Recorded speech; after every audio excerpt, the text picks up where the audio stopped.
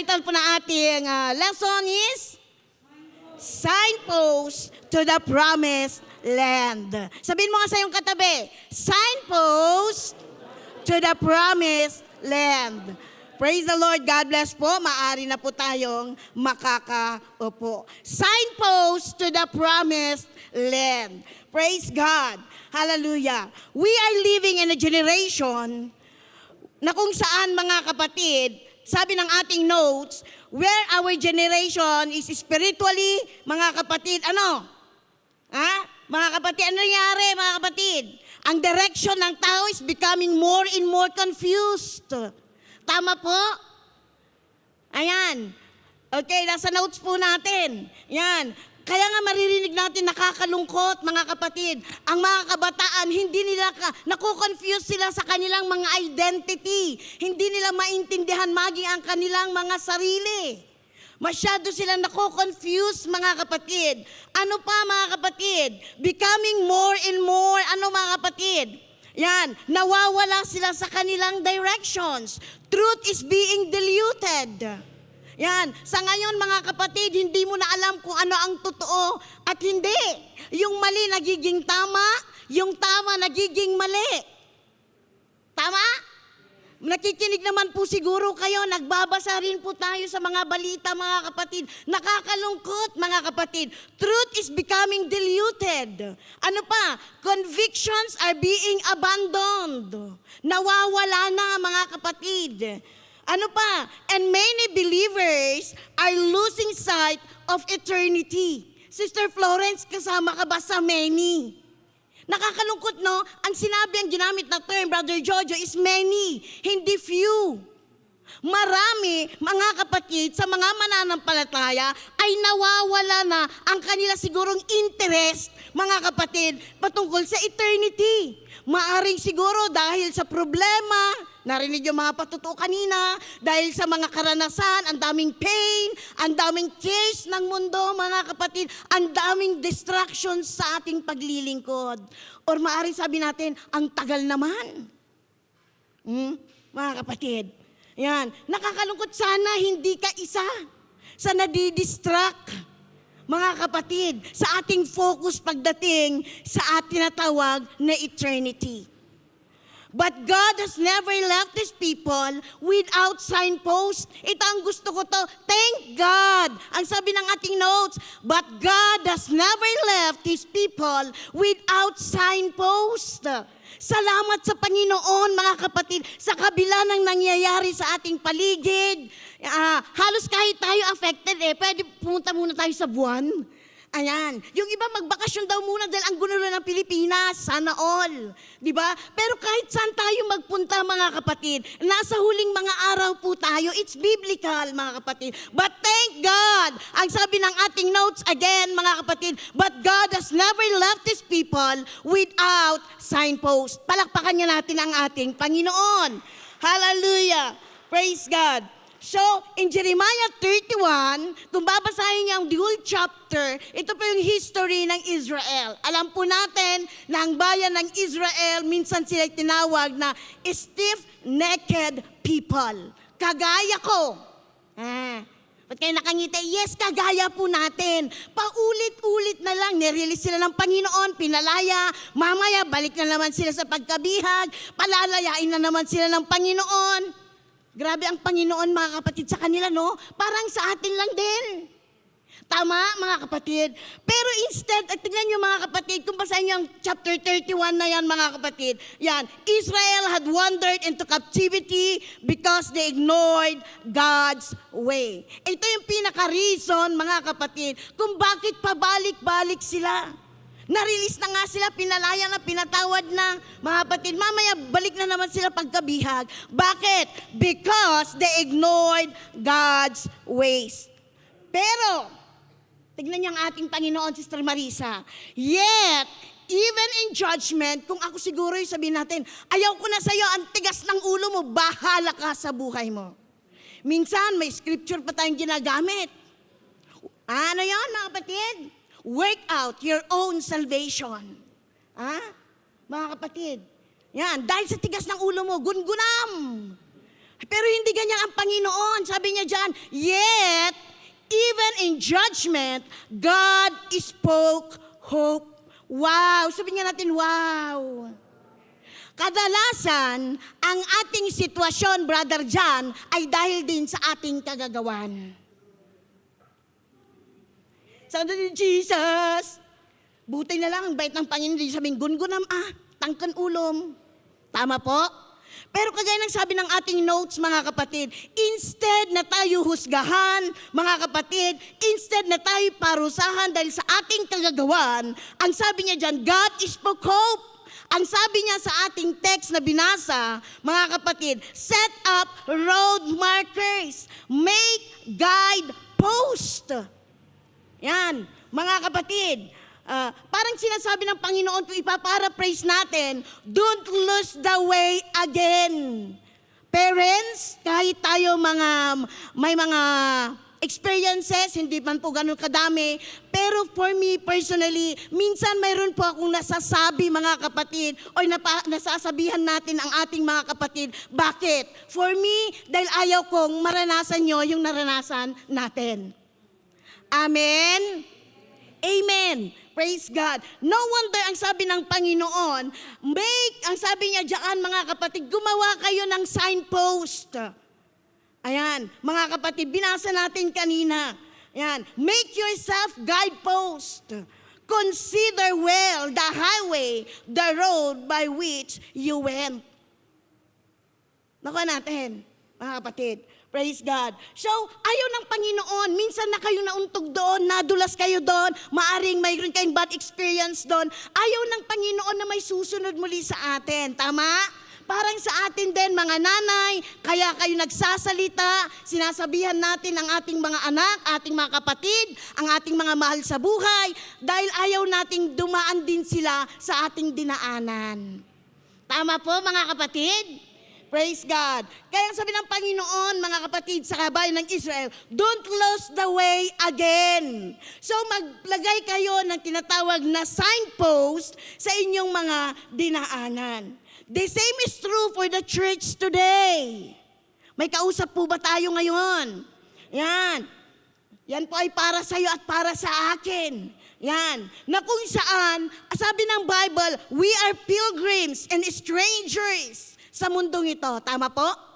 Hindi tayo taga-mundo, Brother Kalimlim. Hindi tayo taga dito. Someday, mga kapatid, praise God, hallelujah, ay makakarating tayo sa lugar, may pangakong lugar ang Panginoon sa atin. Amen? Excited na po ba kayo? O dito na kayo sa mundo? Mga kapatid, praise God. Hintayin niyo si Antikristo.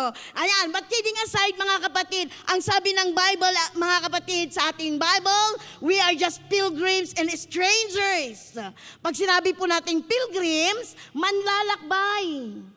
Nakuha natin. Kaya huwag tayong masyadong ma-inlove sa mga bagay sa mundong ito. Baka mamaya ayaw mo nang mag-move. Mga kapatid, wag mong itanim ang iyong mga paa sa mundong ito. Hindi po tayo taga-mundo. Amen. We are just pilgrims, manlalakbay. Sooner or later, mga kapatid, mararating po natin, mga kapatid, ang lupang ipinangako ng ating Panginoon sa atin. But, excited kayo, no? Pero mga kapatid, tandaan natin, andito pa tayo mga kapatid, hindi pa po tayo abot doon, kung kaya't ang gawin po natin, bantayan po natin ang ating mga signpost. Amen? Matuto tayong sumunod mga kapatid. Ayan, strangers, traveling mga kapatid toward a heavenly promised land. We have a song that says, I'm on my way to the promised land. Si Kangay Kabsat, Shak, I'm on my way. If you don't go, I surely go. Bahala ka kung ayaw nyo. I'm on my way. Pero tandaan natin, nakakapagod ang maglakad. Tama po? Minsan tayo natutumba, minsan tayo nagpapahingalay, minsan tayo naiidlip, minsan ang daming nangyayari mga kapatid. Amen. Pero sige lang, magpatuloy ka lang. May lugar na naghihintay para sa bawat isa sa atin. Na kung saan no more pains, no more tears to dim your eye. Wala na, hindi naman lalabo ang ating mga mata. Amen? Praise God. God has established spiritual signposts to keep His church on the right path. Salamat sa Panginoon. So, ang ginamit na term dyan is established, nagtatag ang ating Panginoon, or naglagay ang ating Panginoon ng tinatag na spiritual signpost to keep His church on the right path. Kasi sabi ko nga, we are travelers. Di ba minsan naglalakad ka dyan? Minsan po ako naglalakad dyan sa may magsaysay. Biglang may sumigaw sa kabilang gilid ng kalsada. Hallelujah! Di ba minsan na naglalakad ka diretso, napalingon ako kasi sino nakaka-hallelujah? Ay wow, may nagpupuri. Yun pala mga kapatid, hindi niya lang pangalan natin. Di hallelujah, nakuha nga naman niya yung attention natin. Di ba? What I mean is, di ba nakaka-distract? Salamat na sa gilid ako, paano kung nasa gitna ka, or nagdadrive ka, nagbibisikleta ka, bigla kang napalingon, biglang may sasakyan, bangga. Tama? Mga kapatid, ayan, so mag-ingat po tayo. Salamat sa tinatawag mga kapatid na signpost na inilagay ng Panginoon, in-establish ng Panginoon para tayo ay makapanatili on the right path. Kahapon lang nagbayad po tayo ng bineko. Saktong-sakto, ang nakita ko na lang mga kapatid yung pagtalsik ng babae na nakasakay sa motorsiklo, salpok ng taxi. So ingat tayo. Bakit mga kapatid, sabi nga ng isang pulis, mayroon namang sign, di nyo nakikita. Related sa ating lesson mga kapatid. Signpost. Gusto nyo po makarating sa promised land? Mga kapatid? Magbantay tayo sa mga signpost na inilagay ng Panginoon sa atin. Or else, sayang, madidistract ka, mawawala ka, mga kapatid, or pwede tayong maging casualty sa buhay na ito. Tama mga kapatid, kakalungkot, ingat po tayo. Kaya nga ulitin ko mga kapatid, God has established spiritual signposts to keep His church on the right path. Para marating natin ang tinatawag na promised land. In the Bible, may napakagandang pangako ang Diyos sa atin. If you're going to read your Bible mga kapatid, praise God, hallelujah, sa book of John chapter 14 verse 2 to 3. Ang sabi po niya doon, in my Father's house are many mansions. If it were not so, I would have told you, I go to prepare a place for you. And if I go and prepare a place for you, I will come again and receive you unto myself, that where I am, there ye may be also. Palakpakan nga natin ang ating Panginoon. Hallelujah! Kaya nga signpost to the promised land. Pangako yan ng Diyos. Sigurado yan ng Panginoon, mga kapatid. Kung tayo ay susunod, makikinig sa tinatawag na salita ng ating Panginoon. Amen. Signpost. Yung term na signpost, ano bang ibig sabihin yan, Sister Sharon? Kung titingnan natin, pag sinabi nating signpost is anything that points the way, yan, gives direction, confirms the path, or warns of danger ahead. Yan po ang signpost. At dito sa Baguio, napakarami nating road signpost. Tama po? Yan. Hindi ka maliligaw kapag ikaw ay marunong magbasa. Kapag hindi ka nakapikit habang naglalakad. Kasi may ganyan po yata May hindi nila nakikita yung mga signpost. Kung nakikinig kayo ng mga balita, mga kapatid na nagbabasa, di ba? Complain ng mga taga Manila. Bakit daw tinikitan? Ang sabi ng ating kapulisan, ang tagal na lang ordenansa ng Baguio at napakalaki ng karatula. Pero ang appeal naman nila, hindi naman po kasi makita. Baka nakapikit ka, hindi po nakita. Pero makinig tayo, mga anak ng Diyos, sometimes we are like that.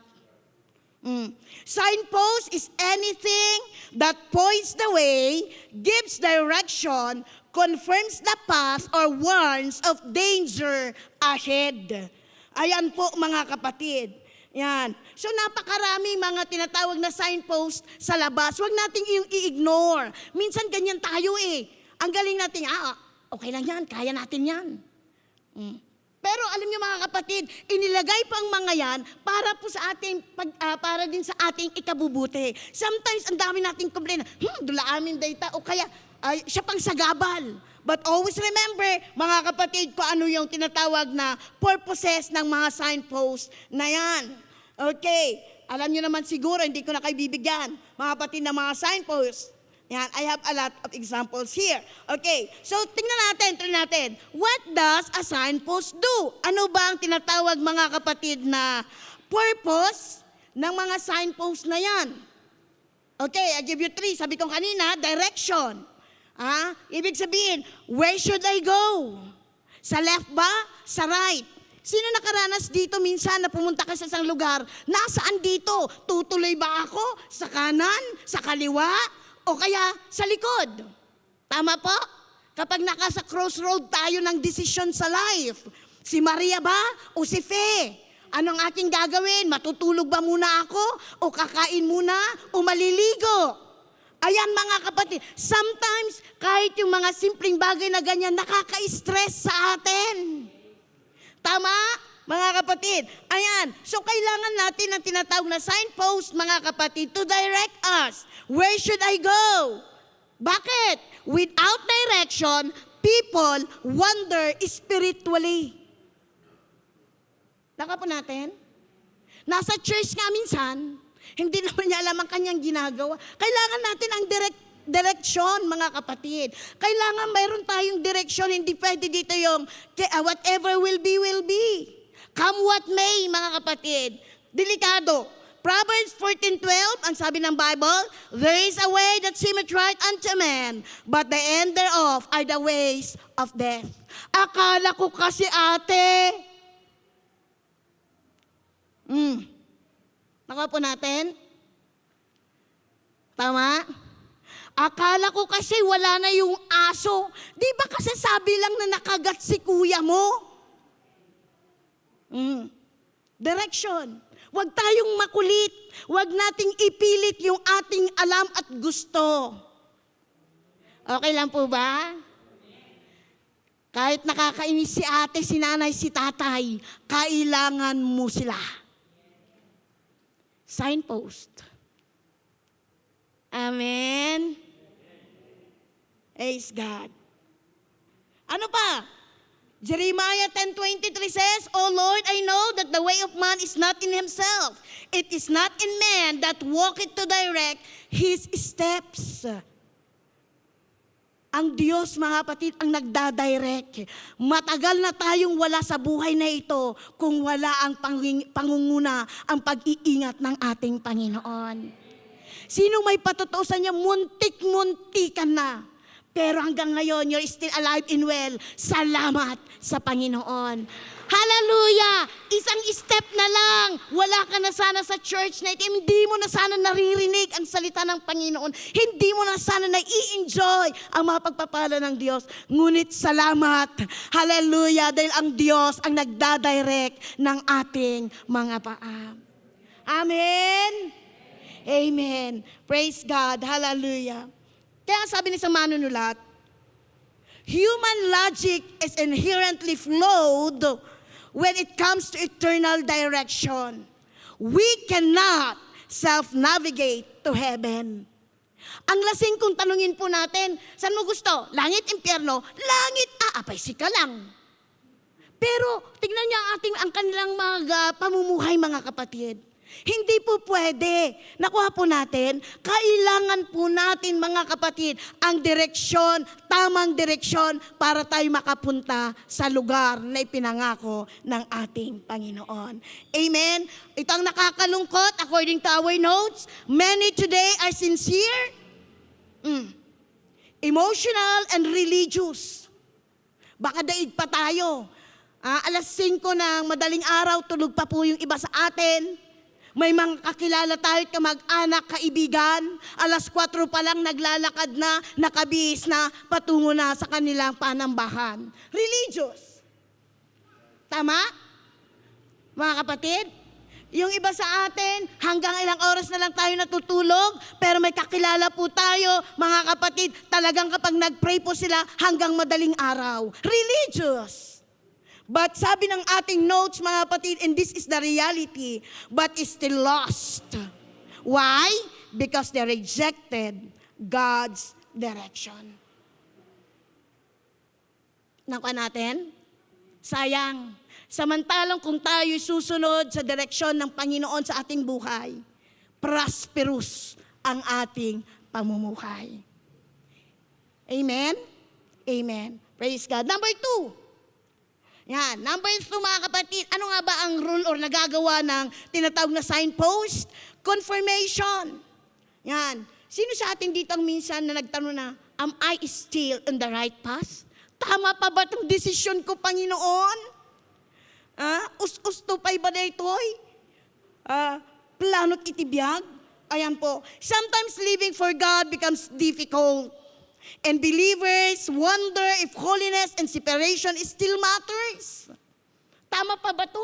Bakit ngayon? Ayan, nakikita na natin ang iba. Kinukompare na natin pati sa mga unbelievers ang ating mga sarili. The signpost of God reassures us. You are still on the right road.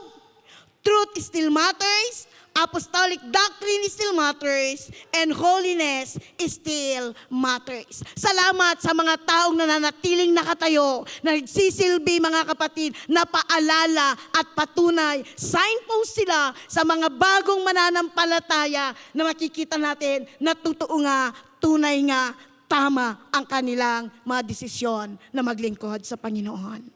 Amen? Praise God. Isaiah 30 verse 21 says, and thine ear shall hear a word behind thee saying, this is the way, walk ye in it, and when you turn to the right hand, and when you turn to the left. Ayan, signpost, mga kapatid, ulitin to, mga kapatid, reassure us, mga kapatid, that we are still on the right path. Ayan. Example po niyan, mga kapatid, lalo sa mga drivers natin.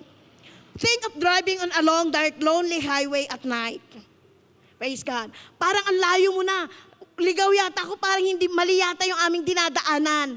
Pero kung may nakita ka na isang signpost o palatandaan mo, masasabi mong, wow, I'm still on the right path. Isang kembot na lang, isang step na lang, tama yung dinaanan ko, malapit na, dito nga talaga, hindi ako naliligaw. Tama po? Amen, mga kapatid? Praise God. Ayan, number 3, ang sabi ng ating notes, mga kapatid, warning. Ayan, warning. Ayan. Makikita natin, it's either symbol, mga kapatid. Ayan, falling rocks, 5 meters away. O kaya kung ano yung nakasulat doon, nagbibigay ng tinatawag na signal. Signpost also protect us from distraction. Ano natin? Signpost also protect us from distraction. Ayan. Alam nyo, mayroon tayong kaaway. Tama? Praise God. Hindi natin may didina yan. Hindi po yung katabi ninyo.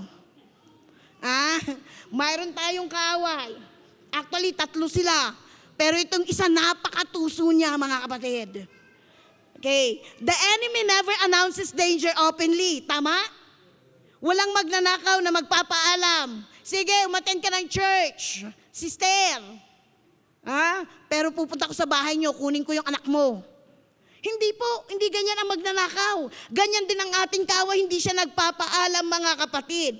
Ayan, Satan disguises compromise as freedom. Mag-ingat tayo. Very subtle ang kanyang galaw.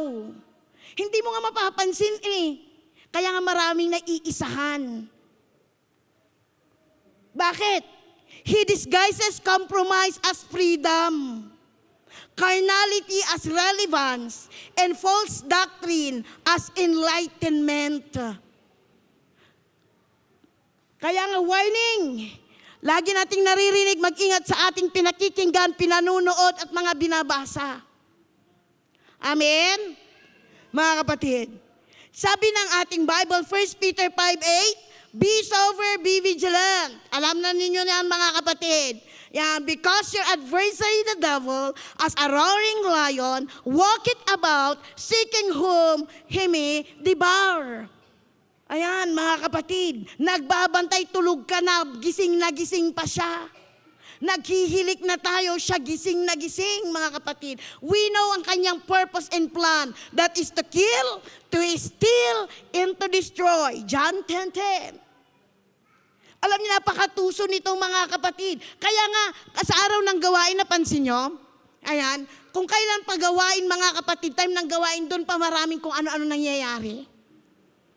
Tama? O kaya papayagan ka pang umattend ng church, pero salita ng salita sa likod mo. Kaya after ng service, kung paano ka pumasok, galing ka pa rin lalabas. Ang kulit niya, no? Mga kapatid? Praise God. Ingat tayo. Mamaya. Okay. Satan tries to turn the signpost around. Alam niyo, may maganyan din tayong kasama sa buhay. Ang gugulo. Tama mga kapatid? Panggulo sila, iniikot-ikot nila yung mga signpost, binabaliktad, kaya ka naiisahan. Dito mga kapatid, maglagay ka ng mark, maitag mo yung mga kung ano-ano dyan, maya-maya pinagpapalit-palit nila, kaya nga may naisahan. Malala ko tuloy, dahil may kasama kami noon, ayan. Kumukuha kasi, kinukuha niya, hindi sa kanya.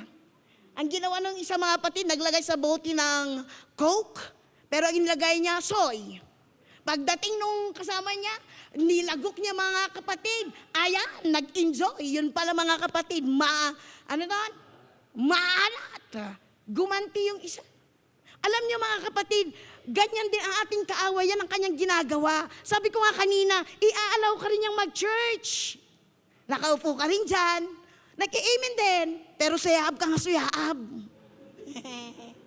Di ba mga kapatid? O kaya, gusto mong makinig, pero yung katabi mo mga kapatid, bulong ng bulong. Ingat tayo. Nakaka-relate po ba tayo? Meron po ba dito? Wala dito sa Kalbaryan. Salamat sa Panginoon. Makinig kayo mga kapatid. Ganyan ginagawa niya. Satan tries to turn the signpost around. Yan. He is the master deceiver. Alam po natin yan. Alam niyo kung babalikan po natin sa book of Matthew and Luke, chapter 4, sa temptation ni Jesus, di ba? Alam natin yung kanyang pinaggagawa. Ayan. Even during the temptation of Jesus Christ in the wilderness, the devil attempted to redirect him away from the cross. Dahil alam natin na yung mission ni Kristo mga kapatid sa cross. Tama po, mga kapatid? Pero alam natin yung kwento. He tried to tempt Jesus. Wow, ang kapal na mukha, no? Kung may mukha siya. He tried to tempt Jesus. Alam niyo yung kwento mga kapatid. Pero natin hindi siya nagtagumpay. Ang sabi lang ng Panginoon, it is written. Nakaka-relate tayo mga anak ng ating Panginoon. Yan. Praise God. But every time Jesus, mga kapatid, every time he tempt Jesus, ang sagot niya, it is written. The enemy even twisted scriptures itself. If Satan, makinig kayo dito, if Satan tried to twist scripture with Jesus, he will certainly attempt to twist it with the church. Sino yung church? Ikaw at ako po. Kaya mag-ingat tayo na huwag tayong maisahan. Amen? Kahit bumalik tayo sa Genesis chapter 3, yan, alam natin yan mga kapatid, from the very beginning. Napaka-subtle, sabi ko nga itong ating kaaway na ito mga kapatid. Yan. He asked Eve, hath God said? Di ba mga kapatid? Pinapalitan po niya. He tried to tamper God's word. Alam niyo, until now, he did not create a new road. He just subtly twisted the wording of the existing signpost to cause doubt. Kaya ang sabi ng ating notes, praise God, we must know the word for ourselves. Amen.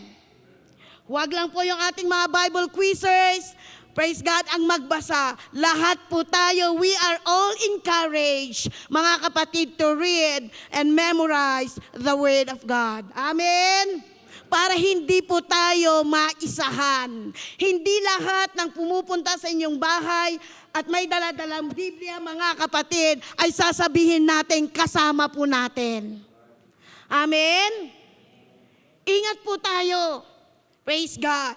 Hindi po lahat ng may bersikulo sabihin natin, kasama po natin. Mag-ingat po tayo. Okay, so dito po tayo mga kapatid, praise God. Signpost to the promised land. Number 1, may 3 po tayo mga kapatid. Signpost number 1, praise God, upang tayo po ay makapanatili, hindi tayo mawala, hindi tayo maligaw, hindi tayo maisahan mga kapatid. Praise God, the unchanging Word of God. Praise the unchanging Word of God. Yan. So kadalasan lalo na sa mga hindi pamilyar sa isang lugar, mga kapatid, pag nagta-travel po sila mga kapatid, praise God, mayroon po silang, makikita nyo, mayroon po silang mga mapa. Tama? Mapa sa isang lugar para hindi sila mawala. The Word of God is our first and foundational signpost. Sabi ng inyong notes, mga kapatid. In a world where truth constantly changes, God's Word, God's standards, and God's salvation plan do not change. Lahat nagbabago.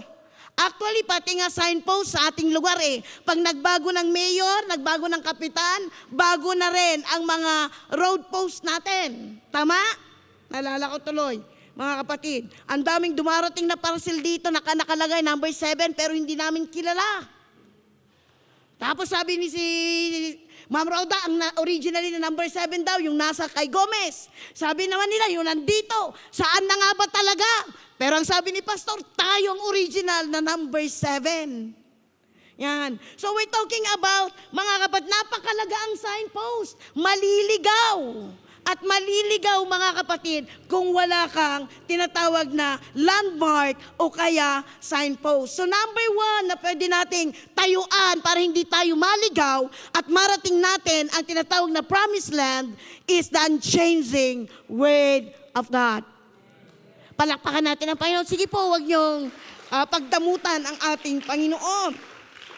Yan. Okay. Lahat nagbabago mga kapatid, pero sabi ko nga, but the Word of God never changes. Tama? Mga kapatid, ang mga book sa ating mundo, alam natin yan. Mayroong mga edition, nag-change. Pero salamat sa salita ng Panginoon, kailanman hindi ito nagbabago. Psalms 119 verse 105 says, Thy word is a lamp unto my feet and a light unto my path. Salamat, we are still preserved. Salamat sa liwanag ng salita ng Panginoon. Salamat sa ilawan. Try to remember mga kapatid, ano kaya ang buhay natin kung walang ilaw until now? Di ba sa mga naunang panahon, ang hirap siguro. Ayan mga kapatid, maging sa ating paglilingkod mga kapatid, thank God, we are preserved. Salamat sa salita ng ating Panginoon. Amen? We are living in a world na napakadilim spiritually. Not literally. Baka sabihin nyo, ang liwa-liwanag nga But spiritually speaking, pero tingnan niyo ang pamilya nyo, it's not perfect and yet you are still intact. Ang hirap ng life ng ating pamilya, pero nakakapag-aral ka. It's not because of us. Salamat sa salita ng ating Panginoon. May mga pag-iyak, may mga panlulumbay, may mga times din nag-inarte ka na rin Ang dami na nating drama sa life. Pero salamat sa salita ng ating Panginoon. Balikan niyo ang kwento ng buhay natin. May kanya-kanya tayong story na minsan matatawa ka na lang, minsan ngingiti ka na lang, minsan iiyak ka na lang at sabihin mo, salamat sa liwanag mo, Panginoon. Amen? Mga young people, makinig kayo sa kwento ng mga kabataan sa labas. Grade 6 pa lang, marunong na sa kung ano-ano. Pero nakita nyo, napipreserve kayo. Salamat sa salita ng ating Panginoon. Amen. The unchanging Word of God. Proverbs 30 verse 5 says, every word of God is pure. Hindi kagaya ng salita ng tao minsan, hindi mo na alam, sabi ko kanina kung totoo, hindi. Hindi mo alam kung ina-appreciate ka, Brother Ramon, o ini-insulto ka.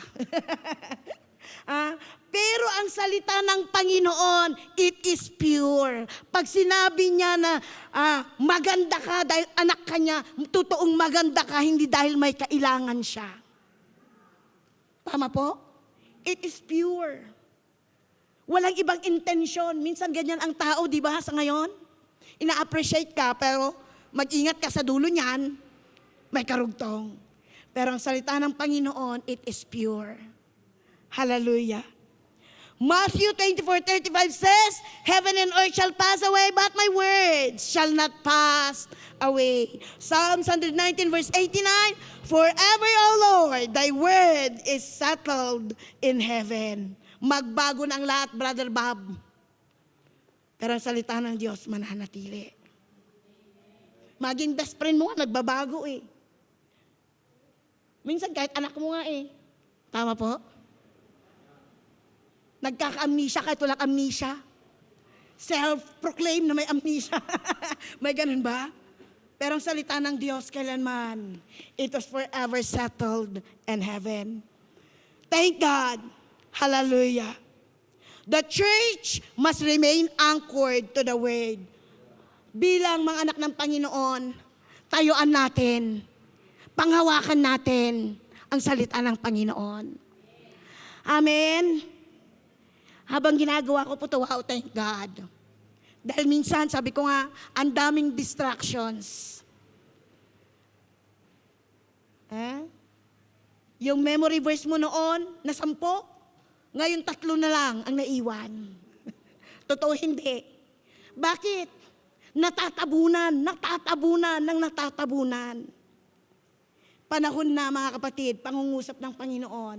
Bumalik tayo. Kaya sabi niya sa ating text, bumalik tayo sa ating mga dinaanan.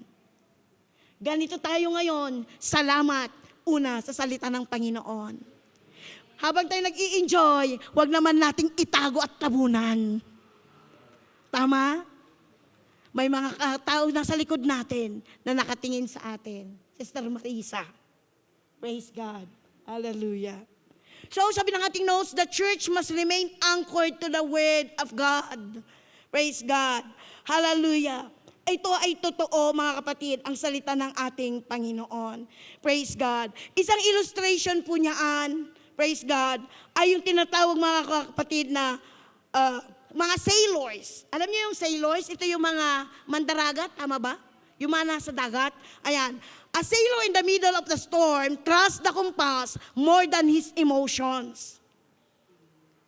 Huwag tayo magtiwala sa ating mga emosyon. Alam natin yan, pabago-bago yan, mandaraya ang ating emosyon. Ngayon umiiyak ka, sabihin mo, ayoko na talaga. Pero pag pinuspos ka ng Panginoon, pinalakas ka ulit, mamaya ang ganda naman ng ngiti mo at praise the Lord ka ng praise the Lord. Totoo hindi, ako lang po ba? Yan. So, huwag tayong mag-rely sa ating mga emosyon, mga kapatid. That's normal. We are emotional beings, mga kapatid. It's not bad. But don't rely on that, mga kapatid. So, kagaya doon ng mga sailors, mga kapatid, they trust, mga kapatid, on their compass. Mayroon silang gamit na kung saan, para alam nila kung saan sila patungo, mga kapatid. Ayan, sa kabila ng unos ng panahon, pangit ng panahon, alam nila kung saan sila patungo. Kahit na natatakot, nangangamba, mga kapatid. Sabi ng ating notes, likewise, believers must trust Scripture over feelings. Magtiwala tayo ng higit sa salita ng Panginoon kaysa sa ating mga pakiramdam. Hindi ako mag-church. Kasi hindi ko, bakit ganun ang tingin sa akin ni Sister Au? Tingin mo lang yun, feeling mo lang yun. Tama, mga kapatid? Praise God. So mas magtiwala tayo sa salita ng Panginoon kaysa sa ating mga pakiramdam, mga kapatid. Tama?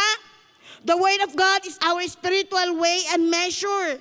Ito, mga kapatid, ang huwag kang mag-rely sa sinasabi ng iba, sa tingin ng iba, kundi nawang salita ng Diyos, allow the Word of God na siya magsilbi, mga kapatid, na timbangan natin.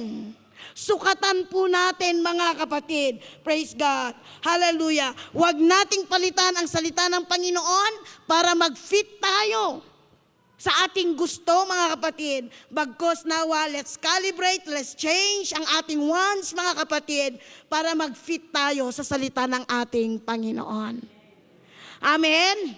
Ito mga kapatid, ang higit mga kapatid na hindi nagbabago na timbangan sa buhay na ito. Mayroon kaming timbangan sa office, may karoon po tayong isang kasama na paborito po niya.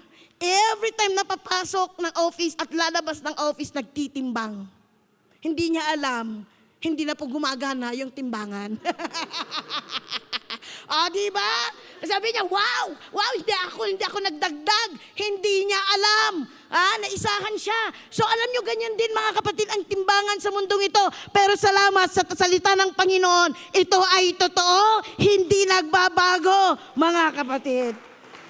Hallelujah. Kaya nga sabi ko kanina, kung meron man totoo at tunay sa ngayon, it is the word of God. Huwag kang mag-rely sa sinasabi ng iba.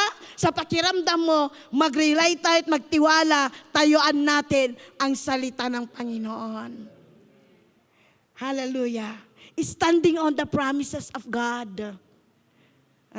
Kung wala ang salita ng Panginoon, lulubog tayo. Number 2, ayan. Signpost number 2, the fire of the Holy Ghost. Exodus 13:21-22. Kung babasahin nyo yan, it describes God's visible and broken guidance for the Israelites as they left Egypt. Alam natin yan mga kapatid. Sabi niya, kung babasahin nyo, by day the Lord went ahead of them in pillar of cloud to guide them on their way, and by night in the pillar of fire to give them light so that they could travel by day or night. Neither the pillar of cloud by day nor pillar of fire by night left its place in front of the people. Wow! They are so special. Kahit gabi pwede silang magtrabaho. Bakit? May sumusunod sa kanila na pillar of? Mga kapatid, paggabi? Agwis tayo damdama. Yan, di ba? Pillar of fire by night and pillar of cloud by day. Grabe ang Panginoon. Maring sabihin nyo, sila yun. Pero until now, mga kapatid, hindi tayo iniiwan ng Diyos. Maring sabihin mo, wala naman sumusunod. Pero, mga kapatid, makinig tayo. Israel did not only have written commands. Nakita nyo? Israel did not only have a written commands, they also had a visible moving guide. Ito nga po yung pillar of cloud by day and pillar of fire by night. At alam natin, sabi ng Bible, when the cloud moved, they moved. Sumusunod sila mga kapatid, kaya nga sila ay protected mga kapatid. Praise God. The Holy Ghost is our spiritual GPS. Sa ating panahon, the Holy Ghost is our spiritual, siguro sa mga kababaihan, ano ang GPS? Maliban sa mga drivers. Ayan. Praise God. Global positioning system. The Word of God is our map. As Jesus promised in John 16:13, sabi po niya doon, when He, the Spirit of truth, is come, He will guide you in all truth. Amen? Kaya nga tayo mga kapatid na pipreserve, yung iba na ipupromote, alam nyo hindi po natin sariling galing. Salamat sa Espiritu ng Panginoon, nagbibigay ng karunungan ng galing sa atin. Amen? Nakaka-blessed. Praise God. Ang ginagawa ng Panginoon sa atin. Praise God. He will guide you into all truth. Maalala ko yung Bible school noon, student natin. Ma'am, ayoko nang bumalik doon kasi nalaman nila na attorney pala. Pero nung sige lang, bumalik kayo. Bumalik sila, sabi nila, ay kahit pala lawyer sila. Hirap din sila sa salita ng Panginoon. Naa-amaze daw sila, bakit silang gagaling magsalita? Alam niyo kung bakit? Hindi sa galing mo salamat sa Espiritu ng Diyos na nasa sa atin. Amen? Praise God. Bakit? Ano bang ginagawa ng Espiritu ng Panginoon sa atin? Yan. It convicts, mga kapatid. The word comes from the Greek word, hindi po ako Grego, sorry po, elensio, which means to bring to light, expose or convince someone of the truth. Ayan, nakuha po natin. It convicts. Kaya nga kung nakikinig kayo sa testimony kanina, mga kapatid, di ba? Yan, the Spirit of the Lord, kung nasa yung Espiritu ng Panginoon, it will convict us, mga kapatid. It acts as a loving correction to guide people toward repentance and spiritual growth. John 16 verse 8, He will come to convict the world of sin. Ayan mga kapatid. Mararamdaman mo po yan pag nasa Espiritu ng Panginoon. Kapag nag-iba mga kapatid yung, kahit na hindi ka may kasalanan pag nakita mong nasaktan yung isa, mararamdaman mo rin. Ang kinakausap ka ng Panginoon, lapitan mo, mag-sorry ka, nasaktan siya. Amen? Pag nagkamali, kinukonvict tayo ng Espiritu ng Panginoon. Mali ang desisyon mo. Mali yung salita mo. Mali yung Espiritu mo. Salamat sa Panginoon. Ano pa mga kapatid? The Spirit, mga kapatid, ang Holy Ghost, ang Espiritu ng Panginoon, nagwa-warn sa atin, nagbibigay ng babala. The Spirit give us inner alarms or warnings to protect us from spiritual or physical danger. Acts 20 verse 23. Kaya nga be sensitive sa pagkilos ng Panginoon. May mga times magugulat ka na lang na, salamat na lang, buti naman na lang. Nakinig ako, naramdaman ko, iba yung feeling ko, iba yung pakiramdam, kinutuban ako, yun pa ang time natin. Alam niyo yung Espiritu ng Panginoon kapag may danger, mararamdaman po natin. Naka natin, ako many times po yan but most of the time, we neglect. Sino kagaya ko dyan? Naramdaman ko na bakit kaya ko umiiyak na hindi ko alam? Naglalaro ako, bigla tutuloy yung luha mo, iba yung feeling mo. Parang, naglalaro ka saya ko din naglalaro ako. Pero alam niyo mga kapatid, nagkukonvict ang Panginoon, nagbibigay ang warning ng Panginoon. Ayon na saka lang ba tayo magpipray kapag nakahandusay na, o mas magandang magpray ka na bago pa mangyari ang mangyari. Salamat sa Espiritu ng Panginoon. May mga times biglang lalapit, sis, kumusta ka? O kaya sasabihin, diyan ka muna, huwag ka muna naglalabas. Pray tayo. Bakit? Huwag mong sabihin na, masyado ka namang spiritual, sis. Ikaw lang ba ang nangungusap ang Panginoon? May times na personally tayo ang kinakausap ng Diyos. But there are times we are too much busy on a lot of things. Hindi tayo nagiging sensitive. Kaya't may ibang ginagamit ang Panginoon to warn us. Salamat sa Espiritu ng Panginoon. Ano pa? The Holy Ghost leads, mga kapatid.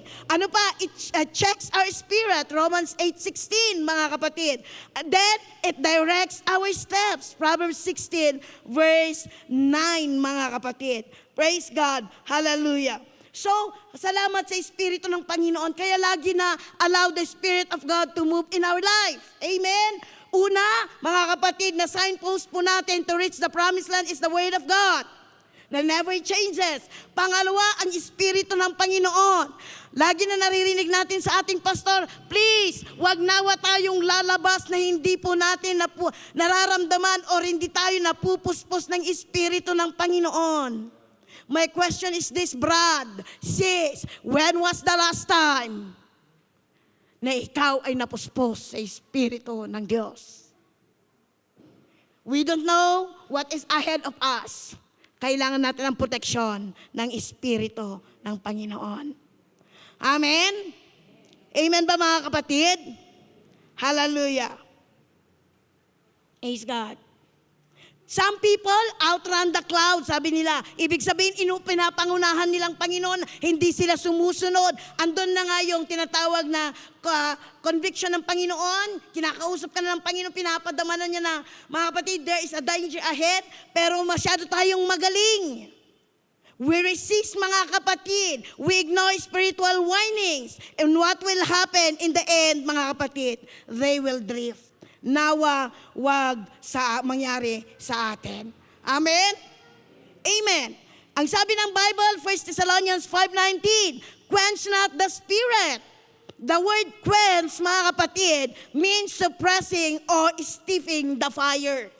Don't let the fire, mga kapatid, go out. Do not put out the Spirit's fire. Ibig sabihin, huwag niyong hayaan ma-empty tayo, mga kapatid. Kung paanong ating mga gadgets, Praise God, 30% pala, 30% na yung kanyang battery, charge agad tayo.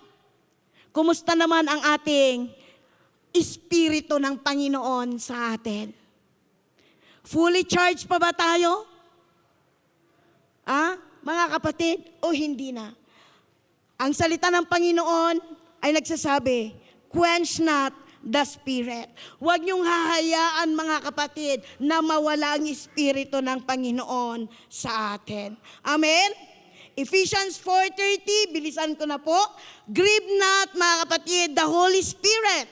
The word grieve means to hurt, to offend, mga kapatid. Sabi ko kanina, paano natin nagigrieve ang Espiritu ng Panginoon? Basahin niyo pang Ephesians 4:25-32. Wala po sa ating screen. Yung 4:25 to 32.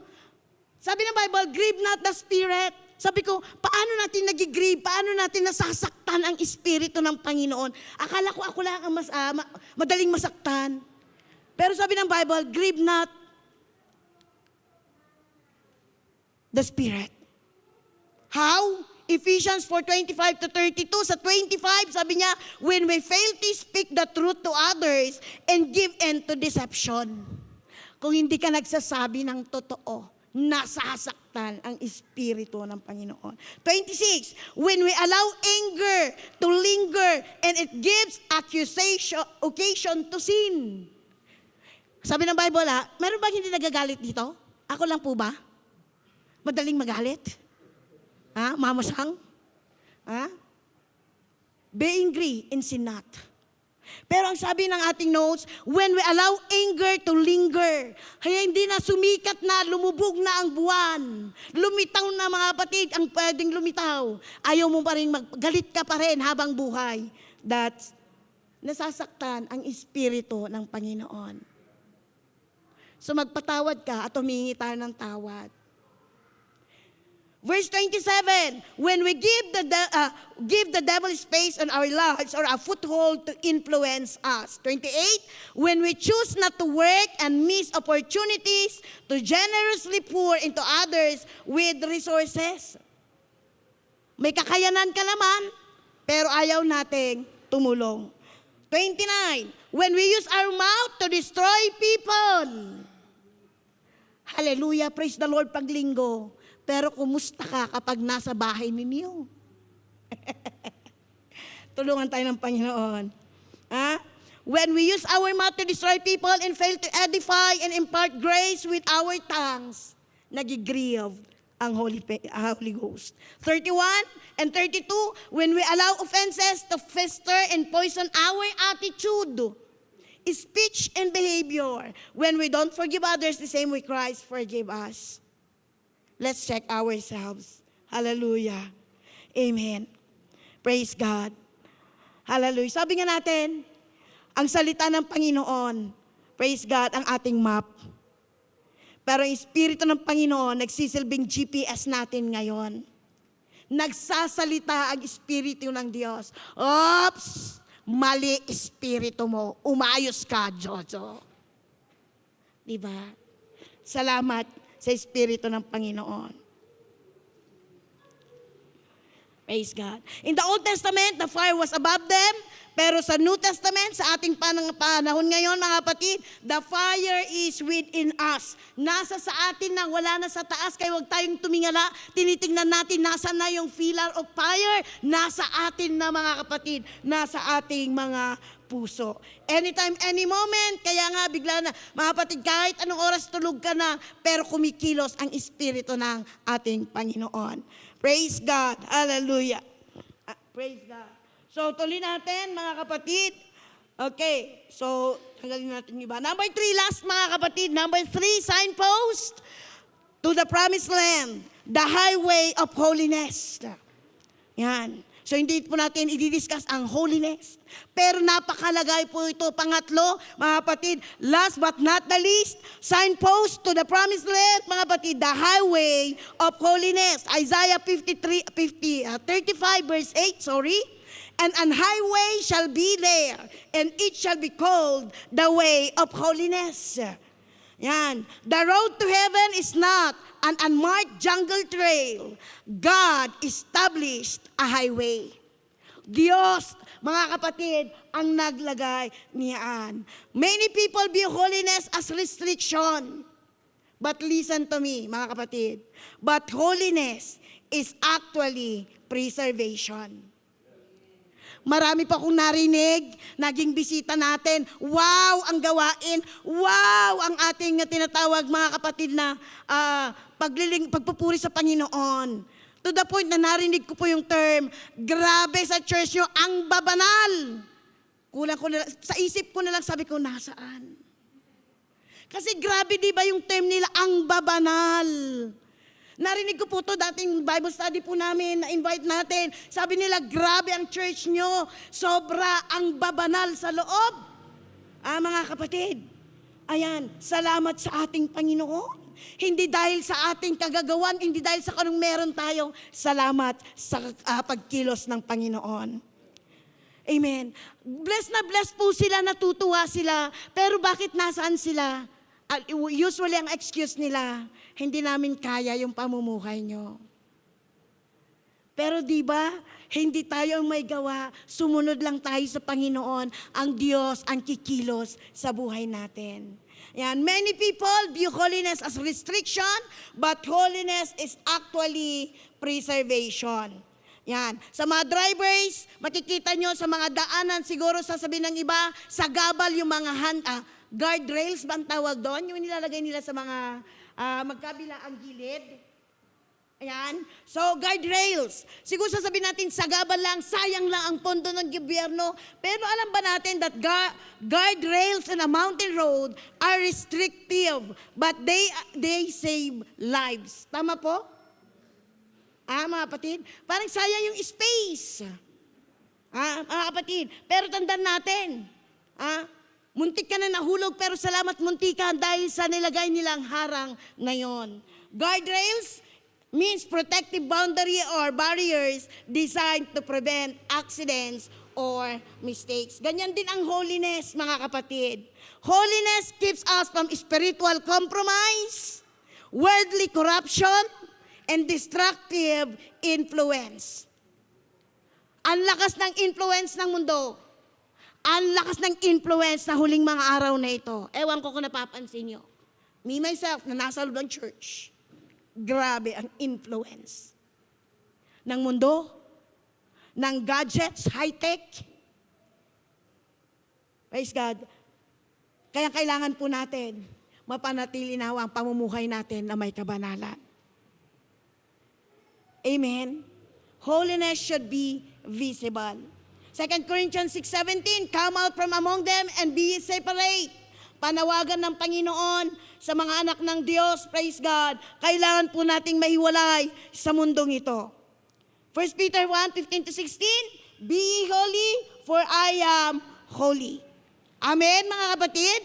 Praise God. Remember, you are the light of this world. Mga kapatid, magnining tayo. Kailangan ang pamumuhay na may kabanalan makita sa atin. Huwag nating itago. Hindi po restriction ang holiness. Protection po natin yan. Praise God. Ambis ng time natin. Praise God. Yan. Matthew 5:14-16. Holiness is required to heaven. A demand from God, not a suggestion. Ang warning ng Hebrews 12:14, follow peace with all men and holiness, for without which hindi mo makikita ang ating Panginoon. Holiness is not optional for the church. It is the very identity of God's people. 1 Peter 1:16, be ye holy, for I am holy. Amen? Holiness gives us access to God's presence, authority over darkness, and the power to live above sin. To walk in holiness is to walk in purity, obedience, and the fear of God. It is a daily decision to say no to the world and yes to God. Hallelujah. Holiness is not a feeling. It is the end product of obedience. Hindi natin kayang mamuhay na may kabanalan kung hindi po tayo marunong sumunod sa ating Panginoon at sa Kanyang salita. Tama po, mga kapatid. Habang tayo tumatayo lahat, praise God. As a conclusion for our lesson, signpost to the promised land. Hallelujah. Sabi ko kanina, sa mga travelers, pansinin niyo, may mga times humihinto sila. They occasionally need to stop and examine the signs. Tama ba yung ating dinadaanan? O ligaw na tayo? Tonight, the church must examine itself. Kumusta naman tayo? Are we anchored firmly to the Word? Kumusta ang ating pamumuhay? Hindi ba tayo namumuhay into compromise? Hallelujah. Kumusta ating paniniwala ang pagtuturo? Amen tayo ng amen pag nasa church, pero pinaniniwalaan pa po ba natin? Are we listening to the Spirit? Kapag nagsasalita ang Panginoon sa atin, may mga promptings ang Panginoon sa atin, nagre-resist ka ba? O kahit alam mo, naririnig mo at nararamdaman natin, but we ignore the voice of God. Ingat tayo. And lastly, are we walking in the highway of holiness? Kumusta po ang ating pamumuhay? Are we not drifting toward worldliness? O kagaya na rin tayo ng mga tao sa labas, wala nang pinag-iba? Not becoming spiritually careless.